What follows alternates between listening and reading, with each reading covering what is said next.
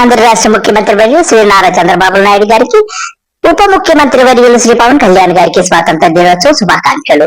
అయ్యా, ఇరువురు కూడా చక్కటి ప్రసంగాలు నిన్న స్వాతంత్ర దినోత్సవ వేడుకల్లో ప్రసంగాలు చేసి అందరినీ అలరించారు. మీకు నా శుభాభినందనలు. ఒకరేమో ప్రత్యేక విమానంలో కాకినాడ వెళ్లారు, తమరేమో ఇక్కడే ఉండి చక్కటి ప్రసంగాన్ని అందించారు. 24 గంటలు గడిచిన అది గత ప్రభుత్వాన్ని విమర్శించడం తప్ప మీరు ఏమైనా స్వాతంత్ర దినోత్సవం గురించి ఏమన్నా చెప్పారా? మీరొక్కసారి గుండెల మీద చేసుకొని ఆత్మ విమర్శ చేసుకోండి. సరే, మీరు ఇక డాన్సులతో అలరించాలని అందరూ కోరుకుంటున్నారు. కానివ్వండి, మీ డాన్స్ మొదలు పెట్టండి.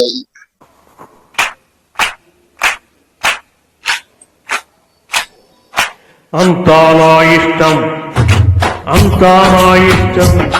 ముఖ్యమంత్రి గారికి, ఉప ముఖ్యమంత్రి గారికి నేను చెప్పేది ఒకటే, మీరన్నట్టు స్వాతంత్రం వచ్చిందని సభలే చేసుకుని సంకలు కొట్టుకోవడం కాదండి. ఎంతసేపు గత ప్రభుత్వాన్ని విమర్శించడం పక్కన పెట్టేసి మీరు చేసే పనులు ఏంటండి? ఆ వాలంటీర్ వ్యవస్థనంటే పక్కన పెట్టారు.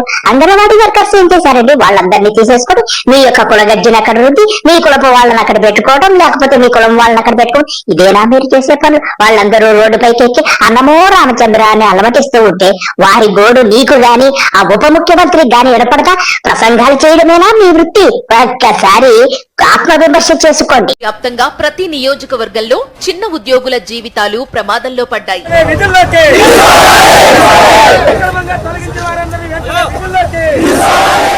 ఐకేపీ వివోలుగా, మధ్యాహ్న భోజనం పారిశుద్ధ్య కార్మికులుగా, ఉపాధి హామీ ఫీల్డ్ అసిస్టెంట్లుగా, అంగన్వాడీ ఆశా వర్కర్లుగా సేవలందిస్తూ రాష్ట్ర వ్యాప్తంగా వివిధ శాఖల్లో పనిచేస్తున్న వారు ప్రస్తుతం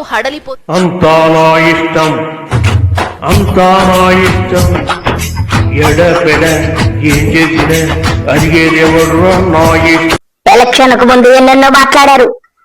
ధరలు సరళం దిగొచ్చేస్తాయన్నారు. అన్ని ధరలు పెరిగిపోయి కళ్ళు పోయాయా, చెవులు పోయాయా? మీకు ఏమీ వినపడటం లేదా?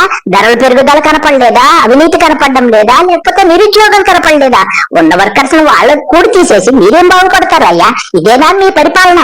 సిగ్గు లజ్జ ఉండాలి చెప్పుకోనాకి. డాక్టర్ వివోఏగా 2009లో జాయిన్ అయ్యానండి. జాయిన్ అయితే ఇప్పుడు టీడీపీ నాయకుడు వచ్చి శారదాన్ని తీసేస్తున్నాను నేనని అక్కడ గ్రామ సంఘం మీటింగ్ అయ్యి ఏం పెట్టుకోకుండా వాళ్ళ ఇంట్లో మీటింగ్ పెట్టండి.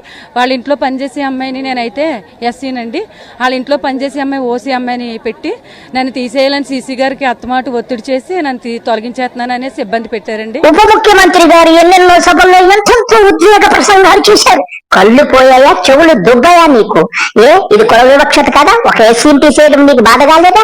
అంటే కుల గజ్జికి నువ్వు, మీ యొక్క గురువు అదే ముఖ్యమంత్రి, ముఖ్య కారకులు మీ ఇద్దరికి ఉన్నంత కుల గజ్జి ఈ ప్రపంచ చరిత్రలో ఎవరికి లేదని అర్థమవుతుంది.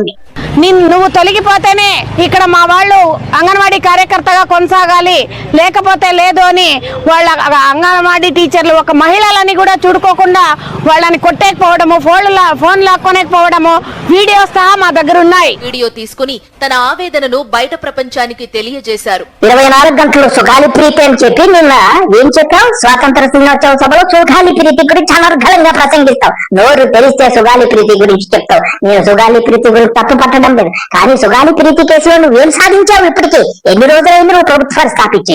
అది సరే, అంగన్వాడీ వర్కర్లు కనీసం వాళ్ళు ఆత్మహత్యలు చేసుకుంటే నీ చెవులు పోయాయా? మైండ్ దొబ్బిందా నీకు? బాధ కూడా లేదా నీకు? ఇదేనా నువ్వు చేసే పని? ఇదేనా నువ్వు ఉప ముఖ్యమంత్రి? ఎందుకయ్యా మోసం చేస్తారు ప్రజల్ని? మీదకు వచ్చారు.